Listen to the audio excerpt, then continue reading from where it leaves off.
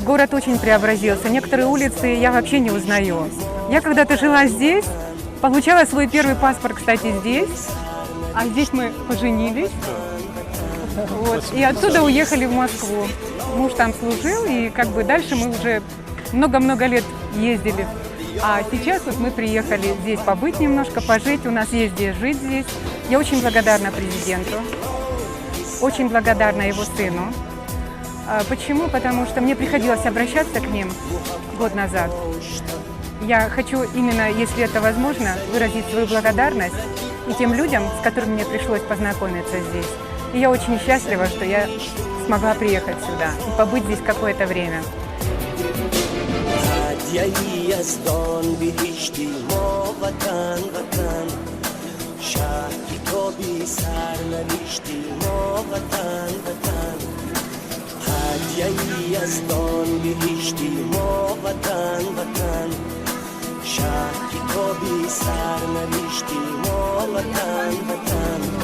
ببینید که جناب عالی با دست قوت و اراده با قوت خودشون از تاجیکستان کوهستان ما تمام قلوه‌های سیاه را دور کننده برای مردم روز وحدت را برقرار کننده، صلح را برقرار کردن که برایشان تشکر می‌کنم.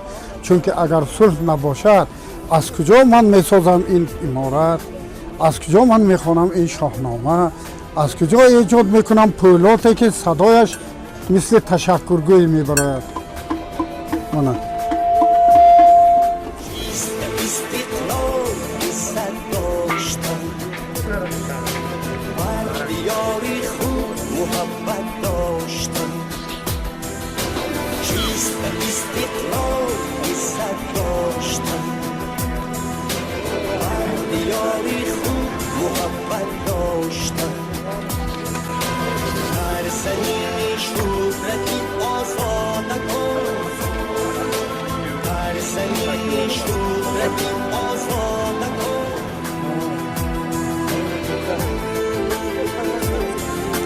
Имя Амангул.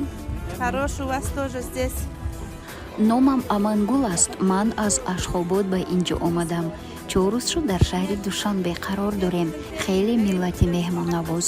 имрӯз мо низ чун дигар намояндагони миллатҳо бо дастовезе ба Тоҷикистон омадем. чун мушоҳида менамоям, таомҳои миллиамон хеле бо ҳам монанданд. марҳамат ба таомҳои миллии Туркманистон. ин фатири туркманӣ аст. инҷо бонувони тоҷик ба ман гуфтанд ки фатири тоҷикӣ гирд мешудаасту айнан ҳамин маззаро дорад. бори аввал дар чунин фестивалҳо иштирок мекунам. ташаккур ба мардуми тоҷик. اگر شعر را خشم نبود برای وی جهان نبود. اینجا من با خط پهلوی با خط کلاسیکی همش نوشتگی هستم اینجا از شاهنامه فردوسی. ببینید مرد آریایی که سال 99 با این چیز گران پری شدم. ببینید خط کوفی مربع این نشانه از همه قدیمترین از آن ما، چون که ایده های با قوت چون شعر قنات دارد میپره. این ایدئولوژی معنای این است. میبینید که تمام دنیا از ما این چیزا تا چه اندازه روی برداری کردن. من این دست خویم است. مرحمت. اینجا من با شمایم معناش.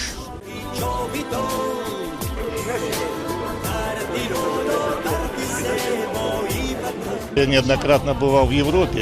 Там есть такая выставка Мессон, где 80 стран всего мира представляют практически те же позиции, что сегодня на выставке. Ну, ничуть не преувеличивая, Таджикистан лучше.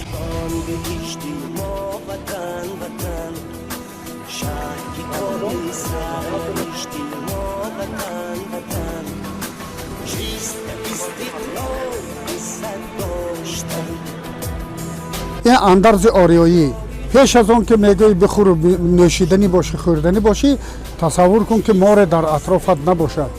از مار چی انتظار هستی مگر شکر میبخشد زهر.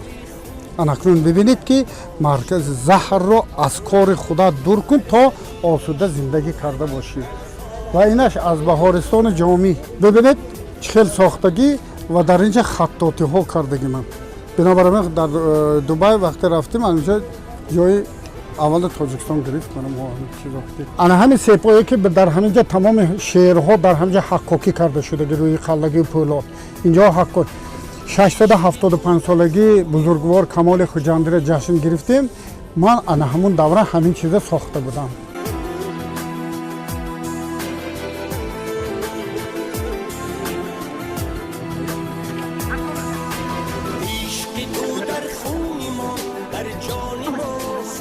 имрӯз мо бо намояндагӣ аз мақомоти иҷроияи ҳокимияти давлатии ноҳияи Исмоили Сомонӣ дар ин намоишгоҳ иштирок намудем.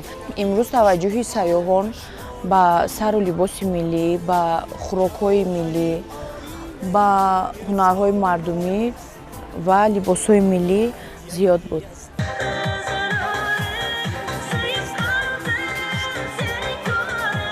Сегодня мы с делегацией узбекскими поварами готовим 4 вида плова. Это получается плов андижанский из риса девзиры, который выращивают в Андижанской области. Далее делаем ташкентский плов, потом делаем самаркандский плов и делаем бухарский плов, называется софи палов. Готовится на медном казане. И это 4 вида плова отличаются друг от друга и по приготовлению, и по технологии, и по вкусу. Торт является как бы олицетворением женственности, поэтому здесь указаны все именно женские украшения туркменского народа. То есть головной убор, сережечки и гör, то, что означает орнамент именно принадлежности туркменского народа. Привезли региональные лепешки, фрукты, сухофрукты и так далее и тому подобное. И попытались сегодня, как бы сказать, частичную часть узбекской кухни и часть доброту узбекского народа жителям Таджикистана и гостей Таджикистана.